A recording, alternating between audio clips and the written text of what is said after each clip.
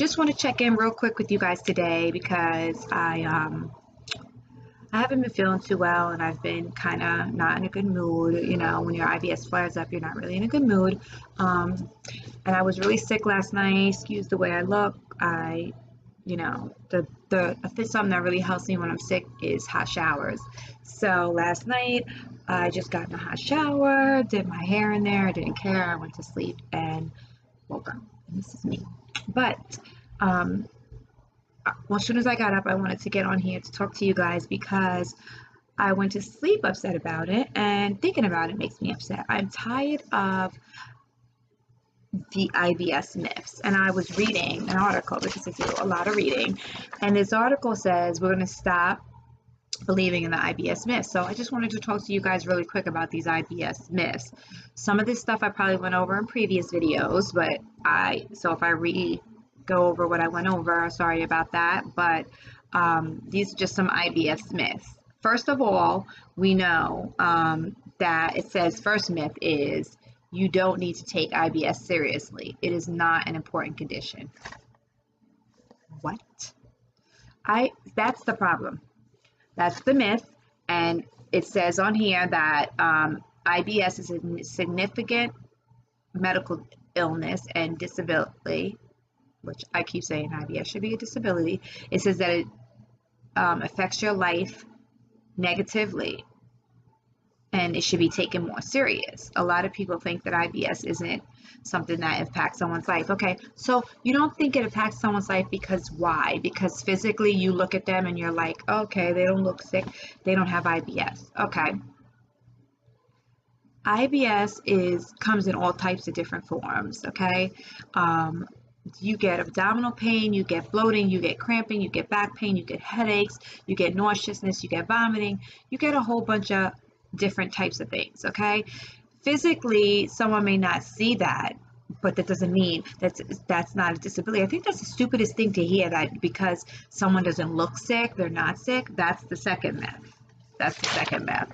The second myth is that you don't look sick. How are you supposed to look? I don't understand that. Just because you don't look like, I don't get it. I don't get it. My thing is, IBS affects everyone differently, and just because you don't look like you have IBS, which I don't know what that means, doesn't mean that you don't have IBS. So we're going to knock that myth out the way that IBS should be taken seriously and you have to look like IBS, like you have irritable bowel syndrome to have it. The next myth is IBS is all in your head. That's my favorite one, and it burns me up. People say that all the time. Oh, it's all in your head. It's mind over matter. Da, da, da, da. I wish it was mind over matter. I wish it was that easy. So let's see what they said about that myth. They said that IBS is a functional disorder, which means that a person has no significant signs of it. So it's a functional disorder. So if IBS is a functional disorder, how come you can't go far from your home without having an accident and pooping on yourself? How come you can't hold your bowels? How come you throw up and have abdominal pain and cramping and have chronic headaches or migraines? You got to miss work because you're always sick. I don't understand that. I don't understand how that can be all in your head or a functional disorder. Functional. Because, yeah, okay, you can move around, but you have to be a prisoner in your own home. You have to be close to a bathroom. You have to be scared where you go. You never know when you're going to have an episode or a flare-up. You never know when you're going to get sick. And so I don't see how that's functional. You can't function like that, not knowing when you're going to get sick, when you got to run away from your desk at work, when you have to call off, how many days you have to call off. To me, I don't see that functional. So we're going to take that myth out too, that it's functional, okay? Also, the next myth is that IBS isn't caused by stress. Okay, IBS is not caused by stress, but IBS is triggered by stress. If you're a person that carries a lot of stress, you can get it, because if your large intestines or your stomach or anything gets anxious or overwhelmed, your body can start contracting and you can go into an IBS flare up or episode. So let's see what they say. They say, unfortunately, the cause of IBS is not known. Right. Okay. It's not known. It's a result of a psychological and environmental factors and gut psychology. Gut. That means when you get stressed, you get anxious, or anything happens, it goes directly to your gut, and your gut can't handle it. It puts your gut under a lot of stress, and it makes you have an episode. Like me, even if I'm cold outside and I'm shivering and shivering and shivering, I will get a bad stomach ache because I'm cold and my body's shivering and tensing up, and it makes me go into an episode. It also says that when you're under stress, it can trigger diarrhea, constipation, gas, bloating. Bloating is a big factor with IBS because one day I'm fine, I look like I have a six-pack. The next day I look like I'm 9 months pregnant. So we're going to erase that myth too now, that IBS isn't caused by stress, because yes, IBS is affected by stress. The next myth, it says that that IBS has no treatment. That's not a myth. That's true. IBS does not have any treatment. It says that IBS can be maintained with counseling, diet, lifestyle change, and medication. Treatments or mild symptoms with over-the-counter medications also can help. That's a lie. Over-the-counter medication does not help. Imodium AD, Pepto-Bismol, none of that stuff helps irritable bowel syndrome. And I know it definitely doesn't help me. Please leave comments below and let me know if you guys ever had it help you, because I know it doesn't help me. And a lot of people I know it doesn't help them either. Also, it says another myth on here was that you have to eat a bland diet for the rest of your life. A lot of people with IBS end up on a bland diet, and I think it's because they just keep diaries of stuff that they eat, and then they start marking stuff off. So really, I don't think it's a bland diet. I think it's your own personal diet. I think everyone with IBS should make a diet chart and keep a diary of what they eat and if they got sick from it or whatever, so that this way you know what things to start eliminating. So I'm sorry guys that I'm just ranting today, but I just wanted to rant about that because I want to just have us all stop believing all these freaking myths all the time. And people telling us that it's not important, IBS is important, that IBS is all in our head, because IBS is very serious. IBS is something that affects people's lives and makes you feel like a prisoner in your own home and in your own body. It can destroy your relationships with people as well, because people don't understand it.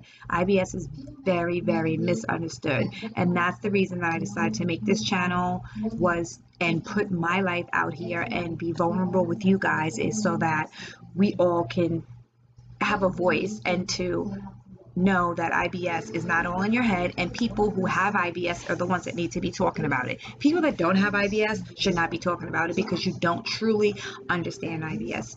You can sympathize with us, but you don't truly know what it is. And how dare you judge someone because they don't look a certain way?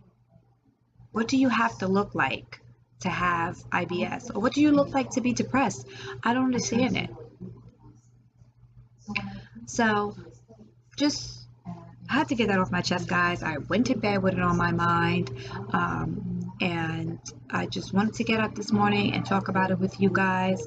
I also wanted to just go over also really quickly some other things that I haven't talked about too much, and I wanted to know if any of you guys with IBS feel this way or go through this. Please comment below and let me know, because one thing is frequent urination, and this is really crazy when I read it because I never really thought about it.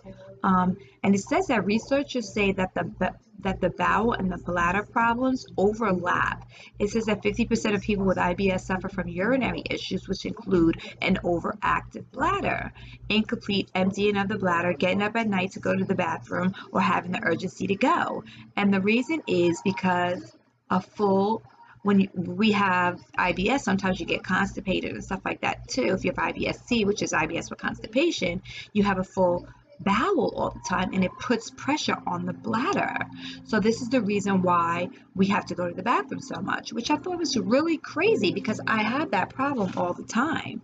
And then it also said people with IBS-D, which is IBS for diarrhea, don't have to deal with that as much, because there are different types of IBS, and I think I have went over those before with you guys, but just in case any of you are new to my video, recap really quickly that there are 3 different types of irritable bowel syndrome. One is IBS-C, which is IBS with constipation, IBS-D, which is IBS with diarrhea, and IBS-M, which means you have a mixture of constipation and diarrhea, and that's what I have. I have both.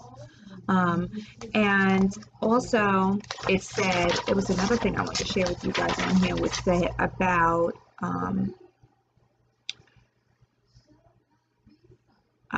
headaches, is that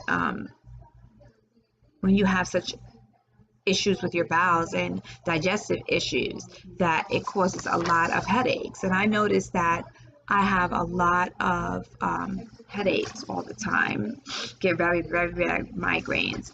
Also, I noticed like the last few days when I was really, really, really, really sick, I had this pounding headache, and it's like, I know I had diarrhea and I was throwing up, so I know my body was jerking a lot, and it's just like really drained me, because after an episode or a flare-up, I'm so drained. And it just like was giving me a really, really bad headache. So I went in my book, and I was reading up on it and looking up on it more, and that's when I found it. So I just wanted to share that with you guys, in case anyone out there is going through like getting diagnosed with IBS or whatever. Please do not leave out that stuff. Do not leave out frequent urination issues. Do not leave out headaches. Do not leave out back pain, because with the spasms and everything, your body's contracting, it puts a lot on your back, and a lot of people wind up with back issues. So I don't want you guys to think that, oh, I just have stomach aches, diarrhea, constipation, or vomiting, so when I go to the doctor, I'm not going to mention my headaches, my frequent urination, my back pain, or anything like that, because, you know, feeling gas and pain in the chest, because you always have gas, because all those things do go with IBS. So make sure you guys put that in your diary, and you do consult with your doctors about that, because you might need migraine medicine like I did, or whatever. So just want to share this stuff with you guys really quickly, guys. Sorry I look crazy, just got up, but I wanted to share this with you guys because it was on my mind. I was even dreaming about this stuff. And that's the reason for my channels, for all of us to discuss things and to talk. So please, guys, like, share my videos. Please subscribe to my channels. Don't forget to hit your notification bell so you can get notifications of my upcoming videos. And please leave comments below, guys. Share any of your stories. Let me know any topics or anything that you guys want me to look up, do research on. And until next time, take care.